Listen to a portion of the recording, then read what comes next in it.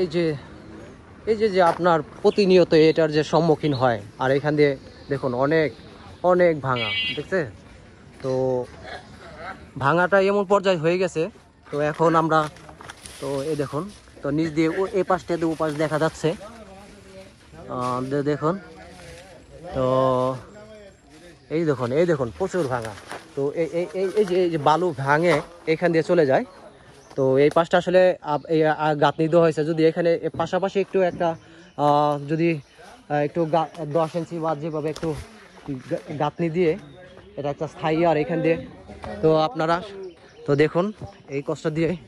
এই বাবা, তোমরা বাড়ি 4-5টা গাড়ি, তো চবাড়ি 4-5টা গাড়ি, তো সেটা যদি এখানে যদি ভাঙ্গা যায়, তোমার তো যাইতে এই পচা রাস্তা জাবরাতে যাইতে হইব, ঠিক আছে।